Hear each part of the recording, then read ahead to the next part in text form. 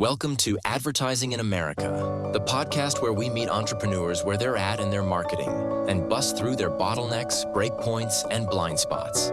Hosted by Wizards Ryan Shute and the Royal Torbay twins, where we put the fun in marketing fundamentals. Are you ready to dominate your marketplace? Are you ready for outrageous advertising?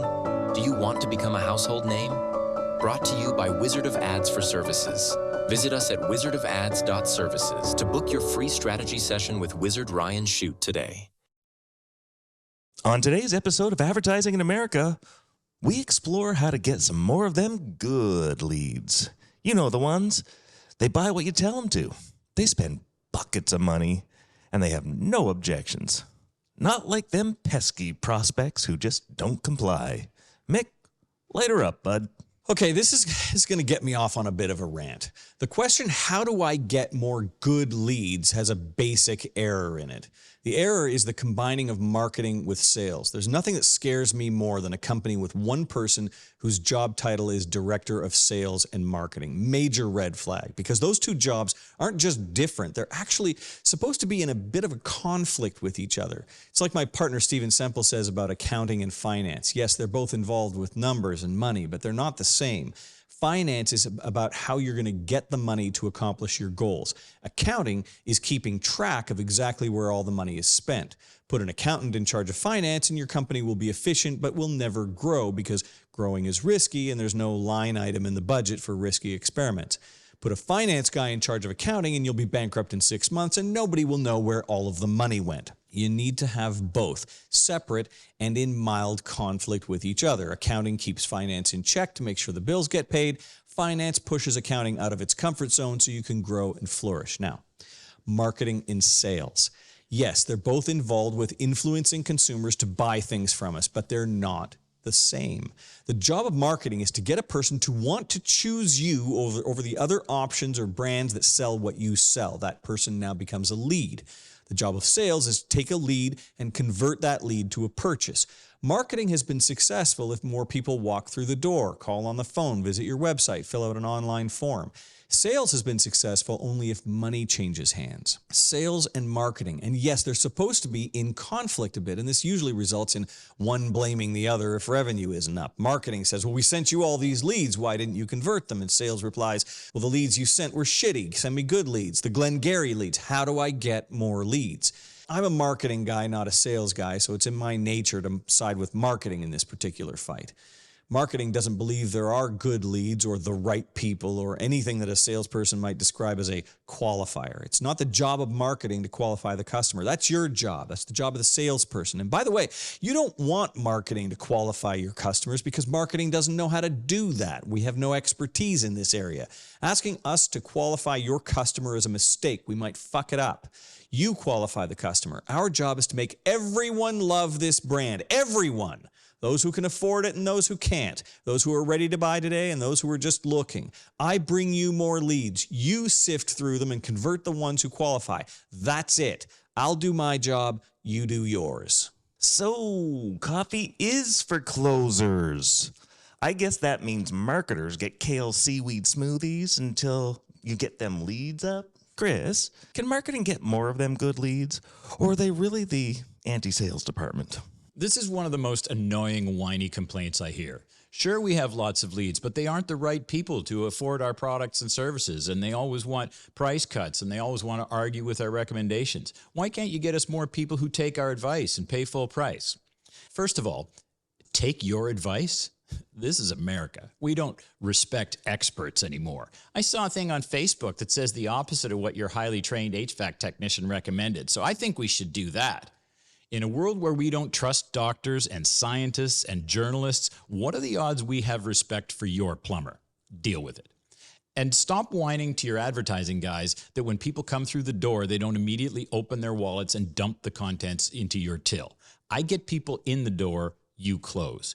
When I get you the lead, you have to earn the sale.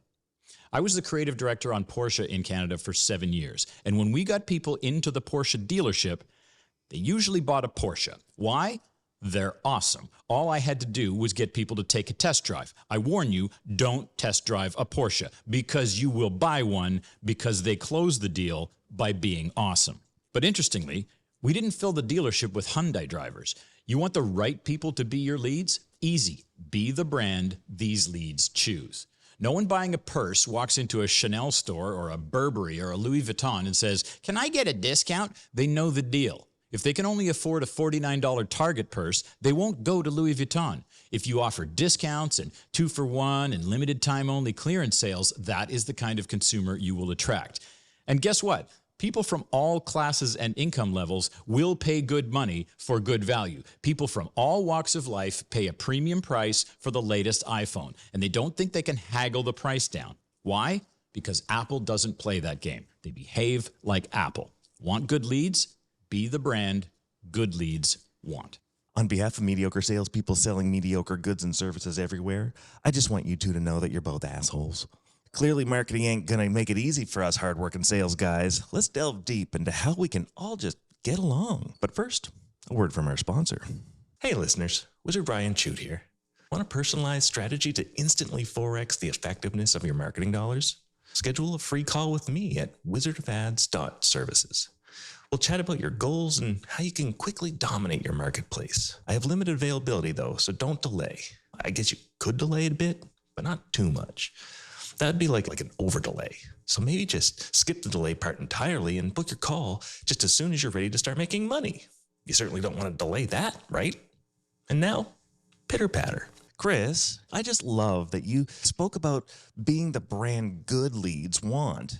That was such a powerful point that you made out of this whole conversation. Well, I appreciate that you appreciate it. I do appreciate that you appreciate that. But I mean, that's what it comes down to is your advertising can't do something that you can't communicate something about your company or your brand or your product that you aren't. You have to behave that way. And it is the cumulative effect of you behaving that way, which is what people identify with and go, that's the brand that's right for me. If you behave like a discount brand, then all the people who are looking for the cheapest something will come there. And that works. There's a lot of companies, that's their way in. It works for Walmart. And so they make sure they behave that way so that that consumer knows that's where they get those kinds of deals.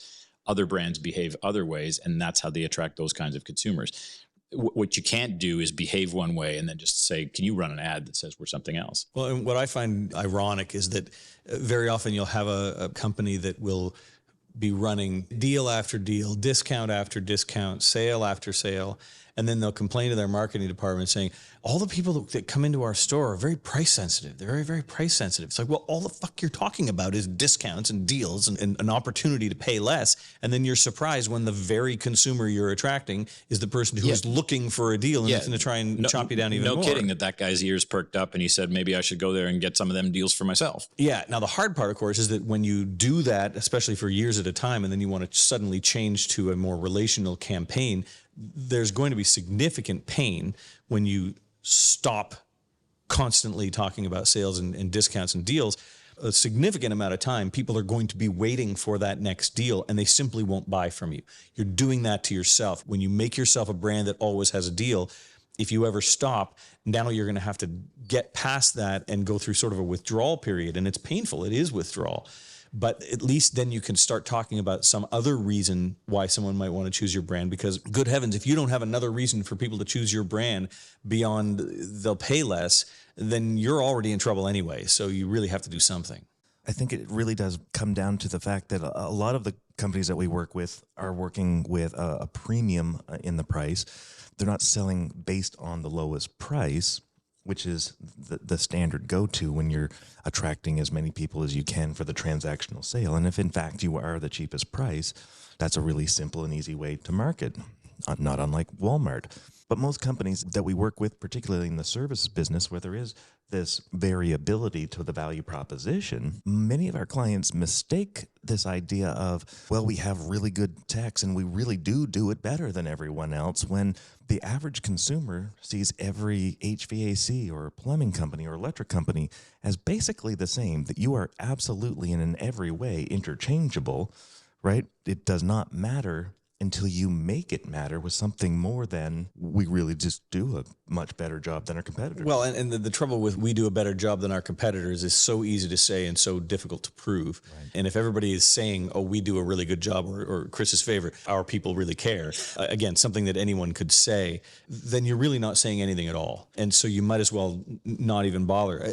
I'm fascinated by the fact that in many cases, even companies that are the high price provider or the premium provider, they will still act like a discounter. If you go to their website, not talking about our clients, obviously, but you'll be dealing with a high price provider. You go to their website and they're putting freaking coupons in there saying, oh, we'll do this thing for $50 off. It's like, why are you acting like Walmart and pretending to be Tiffany? Will you make your fucking mind up? Because people just want to understand what it is that you are and what you stand for and how I file you in my brain. Are you the high price premium provider, or are you the cheapest way to a quick and dirty solution? You're never going to go to Tiffany's and see coupons on their website. And the notion of it in home services and frankly a lot of professional services is absolutely absurd. There is no reason to have it. Now, there is one reason why it's done. It's because digital marketers desperately want to prove their value. Ah, there it is. Yes. When our advertising has got you to visit the website, then they're going to click on the coupon and the digital marketer is going to claim that sale because look, they clicked on the coupon that I put on your website. See, no, it works. Your advertising got you to the website and then you gave them $100 for no reason. So of they course went to your website, they it. wanted to buy They were something, gonna go and you anyway. made them pay less. You gave them hey,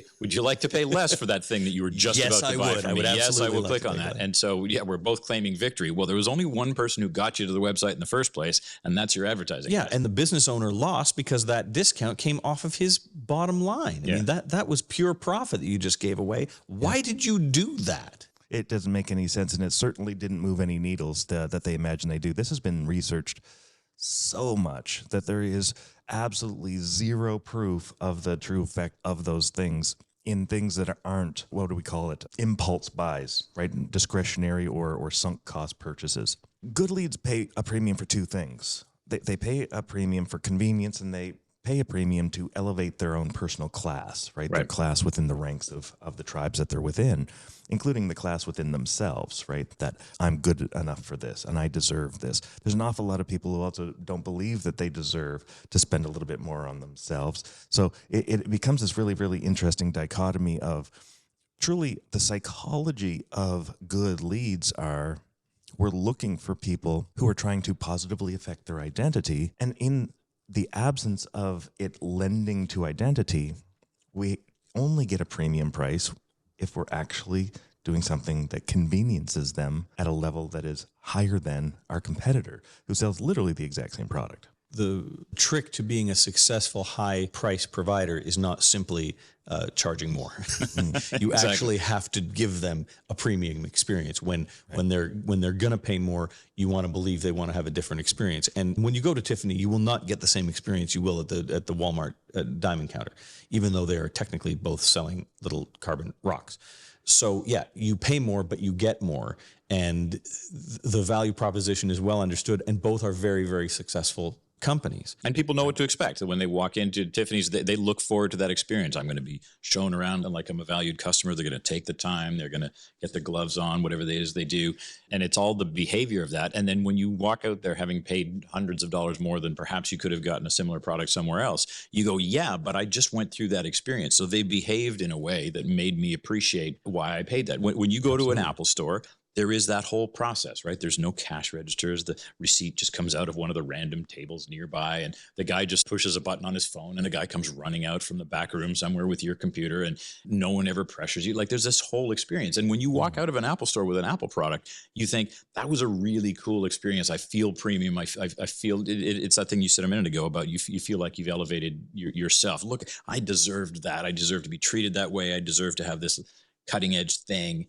But it's all in the way they behave. And then I don't mind paying that kind of money, paying $75 for a 3-foot cord. And when my hot water tank dies, I want hot water today, not tomorrow, right now. Yeah. Right. So that means that we have to. I want it before my wife gets home. Absolutely. It could be right now, but as long as it's before my wife gets home. Yeah. Absolutely. And that means building an operation that supports convenience, right? So now we're inconveniencing our business at the convenience of the customer. That's where true value lies. And that's you doing something that closes the deal. See, we just say you're the best guy to get a water heater from. But then when you come in and you can offer that, then I go, okay, yes, that's the closer. You mean you can do it before my wife gets home? Thank you very much that I've called the right place. And the price matters a lot less. But on the topic of good leads, the thing that I, as a marketing person, I spot it very easily, and it annoys me every time, is when you hear advertising that is designed to qualify consumers. And they usually do it in such a ham-fisted manner that it's especially irritating. Why don't you just say, idiots, don't listen to the following message? Well, exactly. You know, do you have an investment portfolio of $1 million or more? Well, I'd like to be your investment guy. Well, fuck, of course you'd like to be my investment guy. I've got all this money. And I know you don't want to waste your time with the small potatoes guys. And I also know that it's the same amount of work to work with a $1 million portfolio as it is to work with a $100,000 portfolio. So why would you want to work for the smaller one? You'll make 10 times as much money. I get it. But you know what? It's so freaking self-serving. We can all tell that when we hear the commercial. We all know what you're saying is, I don't want to waste my time with people who won't make me a lot of money. Do you hear yourself saying that? And do you realize what you're conveying to the consumer?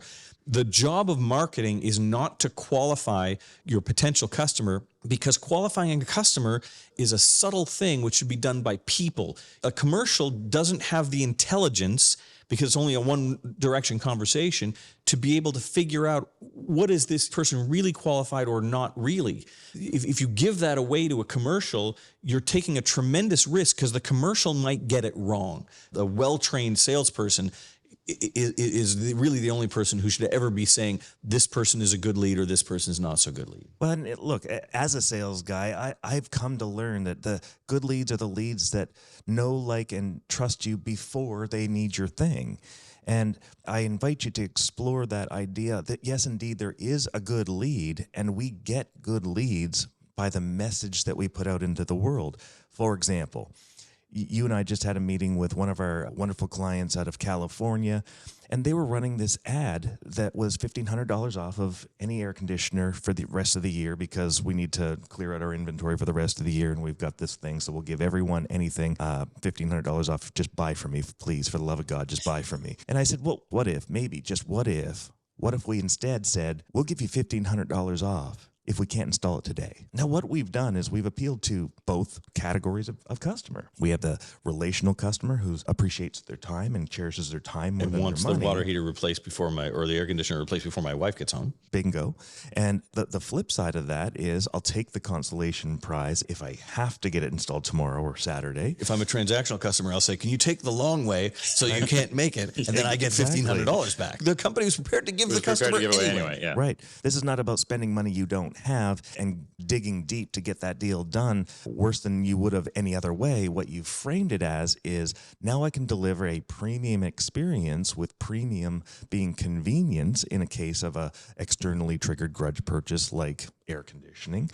And now you've appealed to both the relational and transactional customer. And you've set it up so that if you disappoint the customer, well, actually you didn't disappoint them at all, because you handed them $1,500. No one's getting out of bed for $250, but I certainly will get out of bed, and you got my attention at $1,500, especially for one of the largest purchases in your house at any given time. So you become the brand of choice, because there's a presumption about the value, your values, and that aligns with the buyer's identity. Now, even with convenience, the buyer looks at it and goes, well, I'm a buyer that made a smart buying decision. I have found a company that convenienced me, not just before the sale or during the sale, but also after the sale, with the warranties that they offer, with the after sales service that they provide, with the kindness and the empathetic approach to how they handled everything throughout the experience. People are looking to elevate themselves, not just with others, but within themselves, to know that they made the right purchase.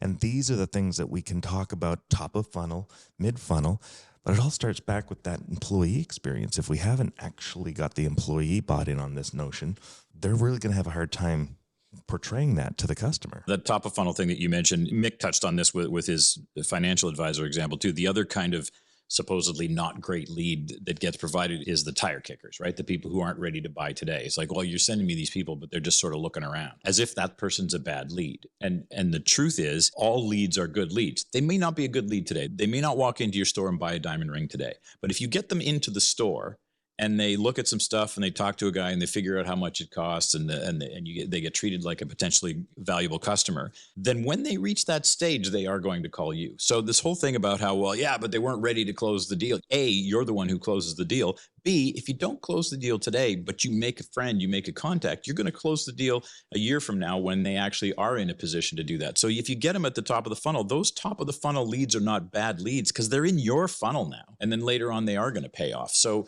that whole idea of send me a guy whose water heater broke today. Okay, that's great if I can send you that guy. But if I can just make you the plumber of choice and there's nothing wrong today and you're not buying today, still a good lead. Still a win, actually. Well, and I'm gonna say yes. And when you step over the threshold of the customer's house, or when they step over the threshold of your shop and start to experience your store, you're on trial. You're being tested. It's no longer about the marketing, actually. At that point. It's actually no. It is 100% about the sales experience, and what they're testing you for is number one, empathy.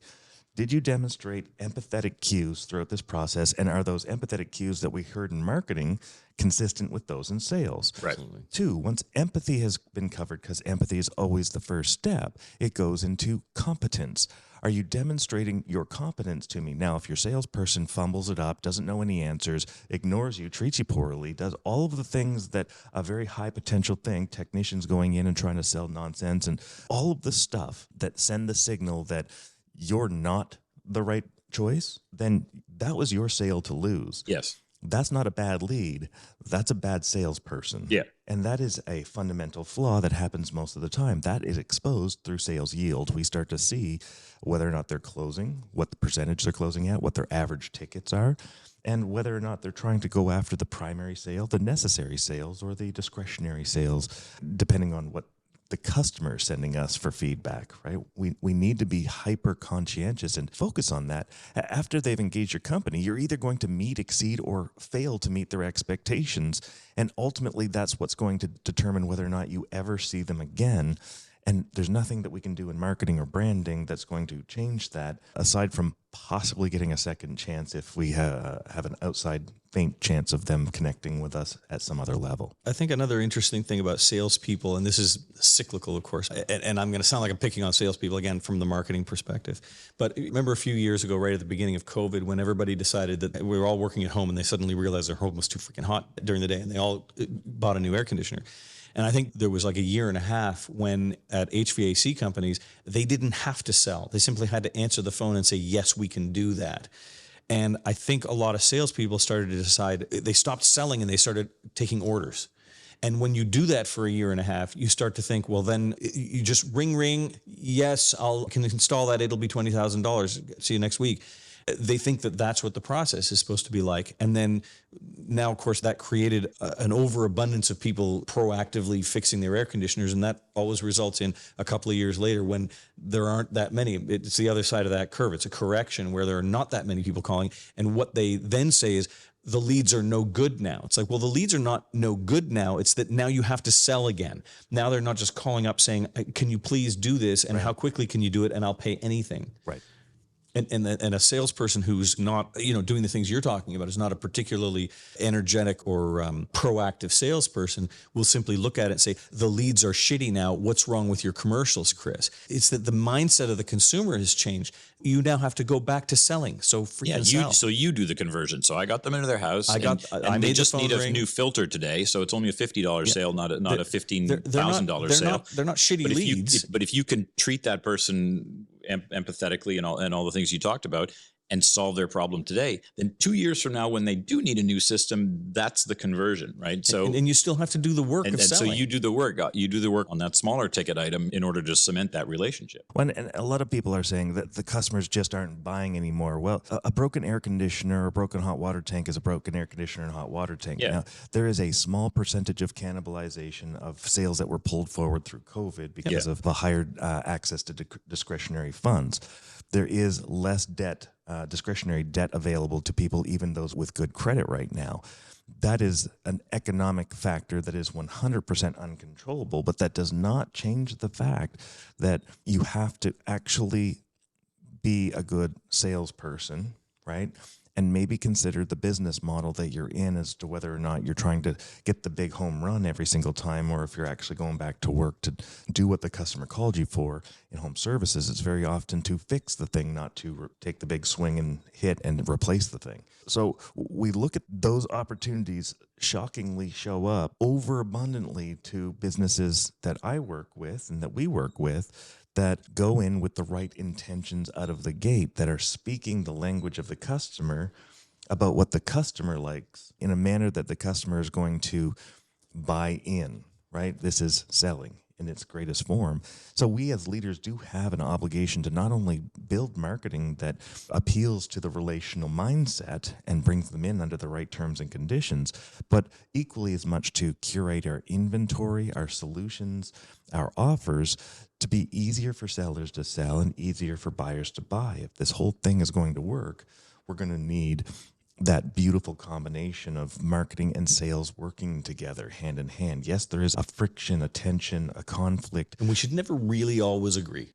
It's You know, absolutely marketing should always be trying to make everybody love this company, Yep. even though that will always result in wasting a little bit of the salesperson's time, as they now have to sift through more leads, not all of which are qualified, might not all be able to buy today. Better to have false positives that sales has to sort through Yes. than to leave positives outside the door potentially outside, because you overqualified or you made it seem like that's probably not the right place for me, so I won't even bother calling them. And the law of large numbers tells us that only 16% of those customers are not buyers, that the remaining balance of those customers are absolutely buyers. Some are just going to be infinitely harder to close than the laydowns, right? Yeah.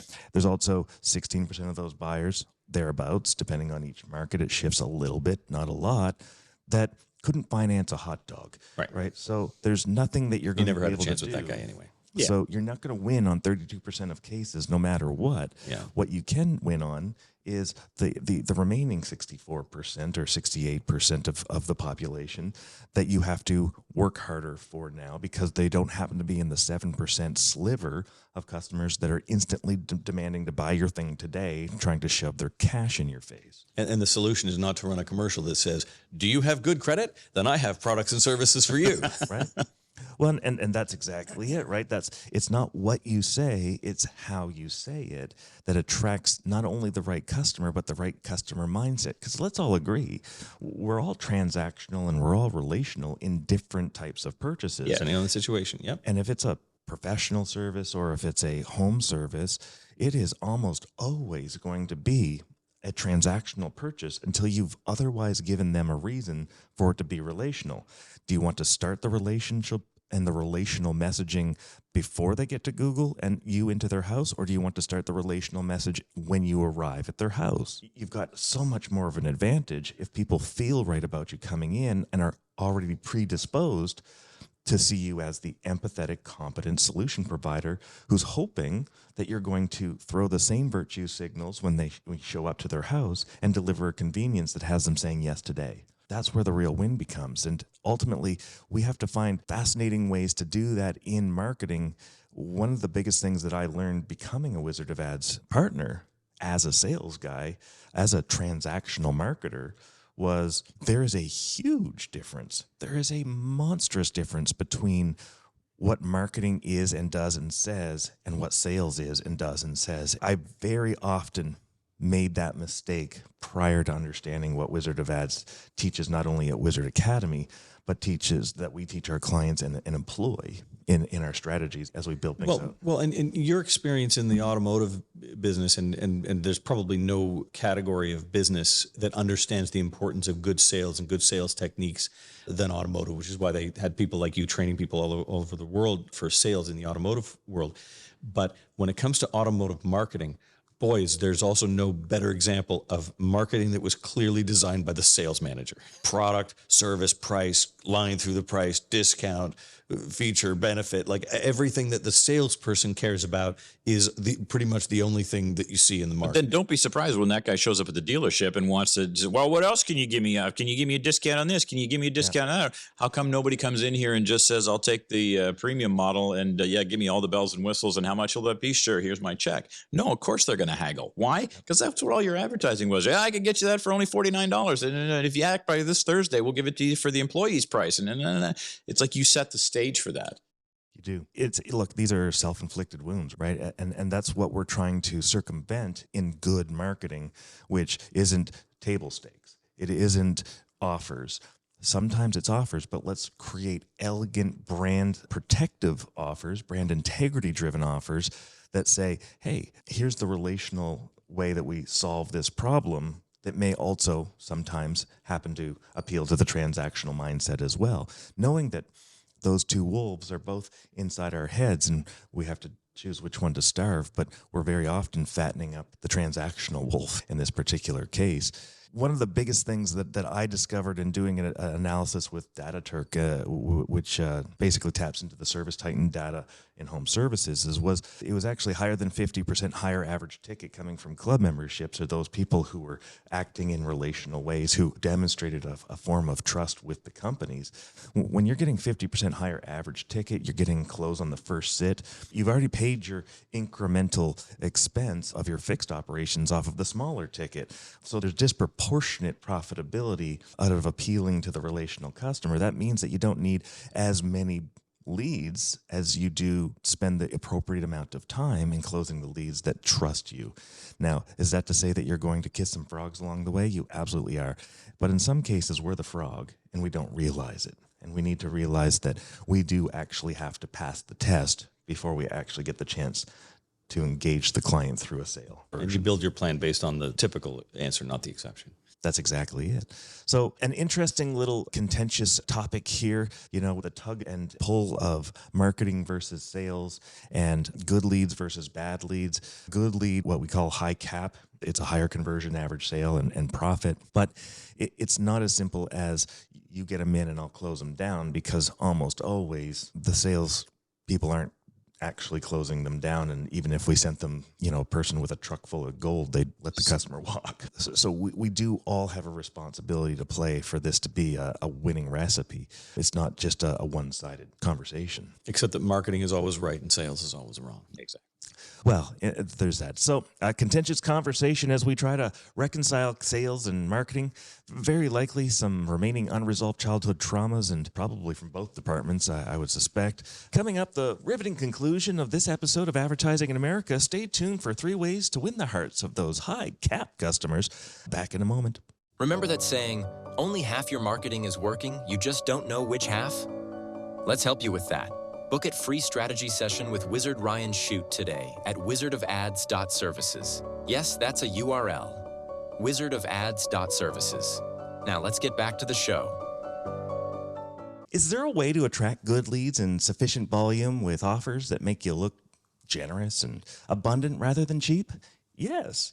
It's not only about telling fluffy duck stories or having a fluffy duck on your truck wrap, but it's not what you say, it's how you say it. And that's what matters when protecting your brand identity. Will you get more good leads when you start telling an impactful story at an effective frequency so people know, like, and trust you before they need you?